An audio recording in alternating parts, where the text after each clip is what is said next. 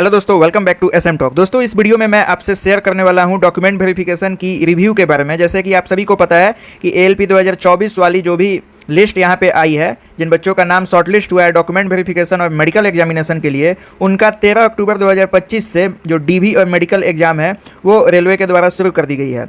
यहाँ मैंने आपको एक वीडियो में बताया भी था कि जो DV है वो किस प्रकार से होता है, क्या क्या प्रक्रिया होता है।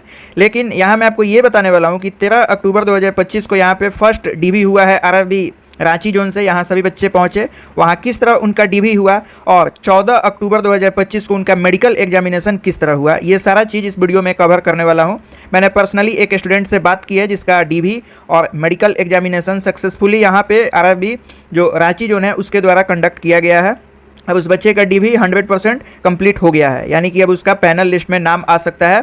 तो मैं आपको बताने वाला हूँ कि DV में आखिर वहाँ क्या क्या जो प्रक्रिया है वो चलाई जा रही है, और बच्चों को यहाँ क्या दिक्कत की सामना करना पड़ रहा है या नहीं। और जो मेडिकल है जो कि अगले ही दिन होता है, क्या मेडिकल भी एक दिन में कंप्लीट हो जा रहा है, क्योंकि जो रेलवे की नोटिस है उसमें वो बोलती है कि आपको DV के बाद मेडिकल के लिए 4 से 5 दिन का आपको समय लग सकता है, वहाँ पे आपको रुकना पड़ेगा। तो इस वीडियो में पूरे डिटेल में जानेंगे। तो चैनल पे नहीं तो प्लीज़ सब्सक्राइब कीजिए दोस्तों। यहाँ 1K सब्सक्राइबर कंप्लीट होने वाले हैं, तो प्लीज़ आप लोग सपोर्ट कीजिए, ठीक है दोस्तों। तो चलिए बिना किसी देरी के इस वीडियो को स्टार्ट करते हैं। जैसे कि आप लोग यहाँ पे देख सकते हो, हमने यहाँ पे जो RRB रांची बोर्ड से जो नोटिस थी उसको मैंने यहाँ पे ओपन कर लिया हुआ है, ठीक है। और इसमें आपका 13 अक्टूबर 2025 से यहाँ पे क्या है तो DV स्टार्ट होना था, ठीक है दोस्तों। और मैं आपको यहाँ बता दूँ कि 2 शिफ्ट में यहाँ DV हुआ है 13 अक्टूबर को। एक हुआ है आपको 9:30 बजे, और जो दूसरा शिफ्ट था वो था आपको 1 बजे। इन दोनों शिफ्ट को मिलाकर कुल 35 बच्चे थे। तो सबसे पहले हम यहाँ एब्सेंटी से बात करते हैं कि आखिर कितने बच्चे एब्सेंट हुए। नंबर 1 यहीं हम बात करते हैं। तो देखिए यहाँ पे एब्सेंट का कोई भी लिस्ट नहीं है, और मैं जिस बच्चे से बात किया हूँ वो बोला है कि यहाँ 35 के 35 बच्चे अवेलेबल थे, यानी जिनका जिनका ऑफिसर्स नाम बुला रहे थे वो सभी वहाँ पर अपने DV के लिए पहुँच रहे थे। तो यहाँ जो एब्सेंट है उनका तो चांस ही नहीं बनता है। दूसरे पॉइंट पर यहाँ बायोमेट्रिक हुआ है।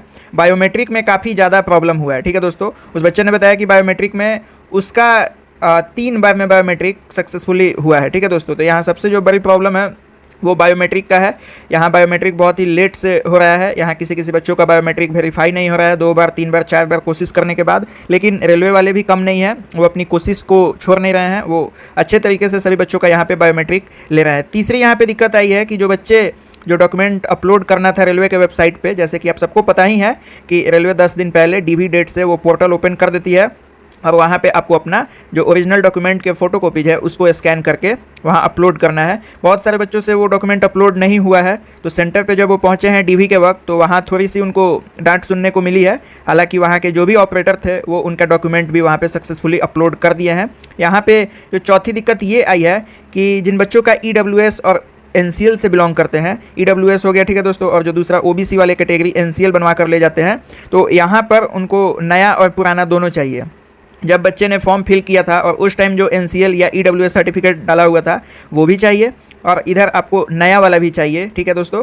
तो ये चीज़ें वहाँ पे हुई है। जो पांचवा सबसे मेन दिक्कत ये हुई है कि यहाँ पे सबको पता है कि 2 सेट यहाँ फ़ोटो कॉपीज़ लेकर जानी है, लेकिन वहाँ ज़रूरत एक ही सेट की पड़ी है, ठीक है दोस्तों। तो इसमें कोई भी बच्चों की परेशानी नहीं हुई है। हालांकि सभी बच्चे डरे हुए थे कि हमने 2 सेट लाया हुआ है, कहीं एक्स्ट्रा यहाँ पे ना मांग दे, तो ऐसी कोई बात नहीं है। तो यहाँ पे ये आपकी सारी जो चीज़ें हैं वो आपको डॉक्यूमेंट वेरिफिकेशन की हो गई, कि डॉक्यूमेंट वेरिफिकेशन में ये सभी चीज़ें हुई है। यहाँ एब्सेंट में सभी बच्चे वहाँ पे प्रेजेंट ही थे, कोई भी बच्चे एब्सेंट नहीं थे, यानी कि 13 अक्टूबर 2025 वाले शिफ्ट में सभी बच्चे यहाँ 35 के 35 जो स्टूडेंट थे वो सभी प्रेजेंट थे, ठीक है दोस्तों। यहाँ एब्सेंट का इस वाले शिफ्ट में कोई भी चांस नहीं बनी है। रही बात जिन बच्चों का बायोमेट्रिक नहीं हुआ है उनसे एक कंसेंट पे साइन कराए हैं, ठीक है दोस्तों, और उनका भी पूरा वहाँ पे मामला क्लियर हो गया है, किसी को यहाँ भगाया नहीं गया है। अब यहाँ एक केस सामने आई है कि एक बच्चा ग्रुप D में था, ठीक है दोस्तों। ग्रुप D का वो अभी फ़िलहाल नौकरी कर रहा है, और जब वो DV देने पहुँचा तो वहाँ उससे NOC मांगा गया, तो उस बच्चे ने अपना NOC दे दिया है। लेकिन उस बच्चे ने मेरे को बताया कि देखो, मैंने जब NOC दिया तो बहुत सारे बच्चे ये डरे हुए थे कि इसका DV पता ना फाइनल होगा या नहीं होगा, ये NOC दे दिया इसका तो ग्रुप D वाली जो नौकरी है वो तो चली गई। लेकिन ऐसी बात नहीं है। NOC का जो मतलब होता है कि अगर आप किसी नौकरी में ज्वाइन करने जा रहे हो तब वो ओरिजिनल NOC बना कर देते हैं। अभी फ़िलहाल आपको डॉक्यूमेंट वेरिफिकेशन के लिए एक NOC ग्रुप D वालों के लिए जो रेलवे बोर्ड है वो बना कर दी है, तो इससे आपको नौकरी पे कोई भी इफेक्ट नहीं पड़ेगी, ठीक है दोस्तों। अगर आप DV में छट भी जाते हो तो भी आपका जो पहली वाली जो एग्जिस्टिंग नौकरी है वो आपकी वैसे की वैसी ही रहेगी, उसमें कोई भी आपको समस्या नहीं आने वाला है। तो ये जो सारी प्रॉब्लम DV के टाइम में आई है वो मैंने आपको बता दिया, ठीक है दोस्तों, अब मैं आपको बता देता हूं कि डीवी के जस्ट नेक्स्ट डे जो मेडिकल एग्जामिनेशन है वो किस प्रकार हुआ है और क्या क्या यहाँ पे प्रॉब्लम आई हुई है। तो आप सबको पता है कि जो जो सक्सेसफुली डीवी में वेरीफाई हो गए हैं, उनका डॉक्यूमेंट सब कुछ अच्छे तरीके से हो गया है, उनको यहाँ पे फिर से वहाँ एक लिस्ट निकला और लिस्ट निकलने के बाद वहाँ नियरेस्ट जो रेलवे हॉस्पिटल थी वहाँ उनको भेजा गया। ठीक है, उन 35 स्टूडेंट को वहाँ पे भेजा गया। तो अब आइए उसके बारे में हम बात कर देते हैं। तो यहाँ देखिए, जो मेडिकल एग्जामिनेशन हुआ है रेलवे के ऑफिशियल जो हॉस्पिटल है वहाँ पे, वहाँ सभी बच्चे पहुँचने के बाद एक चीज़ है, मेडिकल हॉस्पिटल जो रेलवे की है उसमें कोई भी स्पेशल चीज़ वहाँ नहीं थी। कहने का मतलब ये है कि जैसे सबको पता था कि आज यहाँ पे मेडिकल एग्जामिनेशन होने वाला है एएलपी की छात्र की, तो यहाँ जो भी मौजूदा जो रेलवे एम्प्लॉई के पेशेंट है उनको आज इलाज कराना नहीं चाहिए था, ऐसी कोई दिक्कत वाली बात नहीं थी। यहाँ सब लोग थे, यानी जो रेलवे के पेशेंट थे वो भी वहाँ अपना इलाज कराने के लिए आए थे और जिनका डीवी होना था वो भी यहाँ पे आए थे। जबकि टाइम यहाँ दिया गया था आपको 9:30 बजे से आपका मेडिकल एग्जामिनेशन स्टार्ट हो जाएगा। हालांकि ऐसा हुआ नहीं। क्यों नहीं हुआ? उन्हीं सारे पेशेंट की वजह से यहाँ रेलवे ने सबको इक्वली ट्रीट किया। ये नहीं देखा कि ये तो एग्जिस्टिंग पेशेंट है, इनको हम कभी देख लेंगे, और ये बहाली वाले जो स्टूडेंट है इनका हमें चेकअप करना है तो इनको सबसे पहले हम चेकअप करते हैं। ऐसी कोई चीज़ वहाँ सामने नहीं आई। तो यहाँ इसी वजह से डेट हुआ और उनका जो मेडिकल एग्जामिनेशन है वो 1 बजे से क्या हुआ तो स्टार्ट किया गया। तो 1 बजे से स्टार्ट होने में बहुत ज़्यादा समय लग गया और यहाँ 8 या 10 बच्चों का ही मेडिकल आरआरबी रांची जोन का यहाँ पे सक्सेसफुली कंप्लीट हुआ है। बाकी जो भी बच्चे हैं उनको अगले दिन बुलाया गया है। अब यहाँ देखिए क्या क्या दिक्कत आई है। जो सबसे पहला यहाँ पे टेस्ट हो रहा था वो आपका ब्लड टेस्ट और यूरिन टेस्ट यहाँ पे किया जा रहा था। यहाँ पे आपको ब्लड टेस्ट किया गया है, उसके बाद आपको यूरिन टेस्ट किया गया है। ठीक है, एक बच्चे का ईसीजी का प्रॉब्लम आया है तो उसको बोला गया है कि आप कहीं बाहर से ईसीजी करा के आइए। एक रेफर वाला जो प्रेस्क्रिप्शन है वो उसको थमाया गया, बोला गया आप कहीं और से इसका ईसीजी कंप्लीट करा के लाइए अगले दिन। एक बच्चे का यहाँ पे आंख चेक किया गया है तो उसका आंख 6/6 का विजन वो सही पाया गया।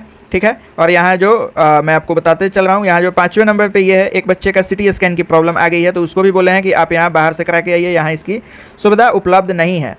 तो यहाँ इस तरीके से देखा जाए तो मात्र 8 से 10 बच्चों का ही, यानी 35 में से 8 से 10 बच्चों का जो मेडिकल है वो सक्सेसफुली कंप्लीट हो पाया है। इसीलिए रेलवे प्रत्येक अपने नोटिस में डालती है, डीवी के नोटिस में, कि आपका जो भी मेडिकल होगा आपको वहाँ पे रहना पड़ेगा 4 से 5 दिन, तभी जाके आपका सक्सेसफुली कंप्लीट होगा। यहाँ जिन बच्चों का मेडिकल सक्सेसफुली कंप्लीट एक ही दिन में हो गया है उनसे एक फॉर्म पे साइन कराया गया है कि आपका मेडिकल सक्सेसफुली कंडक्ट हो गया है। तो उन बच्चों का बहुत बहुत खुशी की बात है क्योंकि उनका एक ही दिन में सब कुछ फाइनल हो गया। जिनका नहीं हुआ है उनको 1 दिन 2 दिन में ये सब करना पड़ेगा। तो यहाँ मेडिकल में भी कोई इशू नहीं है, लेकिन यहाँ देखा जाए तो बहुत इशू है क्योंकि किसी बच्चे के सिटी स्कैन की प्रॉब्लम आ रही है, किसी को ईसीजी की प्रॉब्लम है, किसी को विजन की प्रॉब्लम है। तो इन सब चीज़ में यहाँ ज़्यादा छांटने की चांस है। ठीक है दोस्तों, तो मेडिकल एग्जामिनेशन में ही तो मेन दिक्कत आती है। डॉक्यूमेंट वेरिफिकेशन तो सबका तत्काल में ठीक ठाक हो जाता है, लेकिन जो मेन चीज़ है वो है मेडिकल एग्जामिनेशन। इसी में बच्चे क्या होते हैं तो फंस जाते हैं। तो यहाँ 35 में से आज मैंने ये रिपोर्ट मंगाया। ठीक है, वहाँ जो भी बच्चे अवेलेबल थे उनसे मैंने पूछा तो वो लोग बता रहे हैं कि 35 में से मुश्किल से 8 या 10 बच्चों का मेडिकल यहाँ पे एक दिन में सक्सेसफुली कंडक्ट हो पाया है। बाकी बच्चों को कल परसों ऐसे करके बुलाया जा रहा है। तो आप लोग समझ सकते हो कि मेडिकल में कितना प्रॉब्लम आती है और इसी में सबसे ज़्यादा बच्चे छंटते हैं। और जब ये बच्चे छंट जाएंगे तो यहाँ पे जो भी बच्चे थोड़े मार्क्स से छंटे हैं उनको नेक्स्ट डीवी के लिए बुलाया जाएगा और उनको मौका मिलेगा। तो ये रही आज की कंप्लीट डीवी रिव्यू आरआरबी कहाँ की, तो रांची की। ठीक है दोस्तों, आरआरबी रांची की ये कंप्लीट डीवी रही। तो मुझे आपको बतानी थी, जो मैंने आपको कंप्लीट प्रोसेस बताया किस तरह से वहाँ पे क्या क्या चीज़ें चल रही है। तो आई होप आपको ये वीडियो काफ़ी पसंद आई होगी। तो चैनल पे नहीं तो प्लीज़ सब्सक्राइब कीजिए, अपने दोस्तों के साथ शेयर कीजिए। तो मिलते हैं किसी नेक्स्ट वीडियो में। टिल देन बाय, जय हिंद।